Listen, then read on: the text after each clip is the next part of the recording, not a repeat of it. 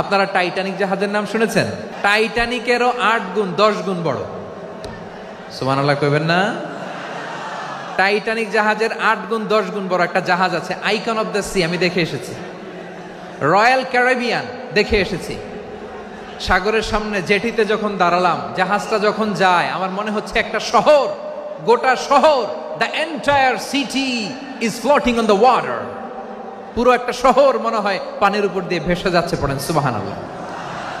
এই যে icon of the sea, এই ক্রুজ, এই জাহাজটা, এটার ভিতরে স্টেডিয়াম আছে। কিসের ভিতরে স্টেডিয়াম? কথা বুঝে নাই বোধহয়। স্টেডিয়াম কিসের ভিতর?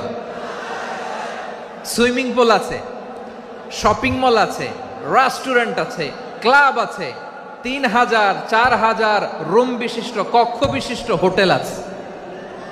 এই সবগুলোর নিয়ে এগুলো চলে সাগরের এই দোলার মধ্যে, জলোচ্ছ্বাসের মধ্যে। এই সাগরের ভেতরে এই জাহাজগুলোর ভাষায় রাখছে কে?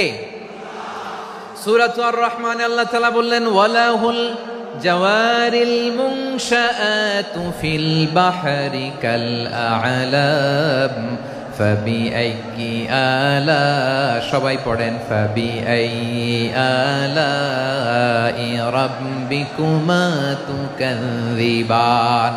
পাহাড় সম বড় বড় জাহাজগুলো মাল বোঝাই করে সাগরের মধ্যে ভেসে বেড়ায়। এগুলো দিয়ে মালামাল বহন করা যায়, মানুষরা এক দেশ থেকে আরেক দেশে যায়। এই জাহাজগুলোর সাগরের ভেতরে ভাসায় রাখলো কে? এই আয়াতের ভেতরে আল্লাহ তাআলা সূরাত বানী ইসরাঈলের এই চমৎকার আয়াতের ভেতরে আল্লাহ তাআলা বেসিকলি মানব জাতির প্রতি তার 4টি স্পেশাল অনুগ্রহের কথা বলেছেন। কয়টি? 2টা বলে ফেলছি। 1 নাম্বার, ওয়ালাকাদ কাররামনা বানি আদম, আমি বনি আদমের সম্মান বাড়াইছি। নাকি মুসলমানদের? নাকি মুসল্লিদের? কার সম্মান বাড়িয়েছি? বনি আদমের। তাহলে human dignity, the first part of the verse talks about the human dignity. 2 number অংশে আল্লাহ তাআলা বললেন, ওয়া হামালনাহুম ফিল বাররি ওয়াল বাহর, স্থলে এবং সমুদ্রে আমি তাদের জন্য চলাচলের বাহন দিয়েছি। সুবহানাল্লাহ। তার মানে smooth movement on land and sea, জলে এবং স্থলে যাতে আমরা স্মুথলি মুভ করতে পারি আল্লাহ তাআলা দিয়েছেন। 3 নম্বরে আল্লাহ তাআলা বললেন, ওয়া রাযাকনাহুম মিনাত তাইয়্যিবাত, মানুষের জন্য আমি পবিত্র রিজিকের ব্যবস্থা করেছি। জলে এবং স্থলে যত প্রাণী আছে সবগুলা প্রাণীকে রিজিক দেয় কে? আমাদেরকে রিজিক দেয় কে?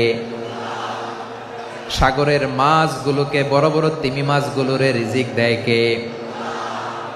বাতাসের মধ্যে ভেসে বেড়ানো বড় বড়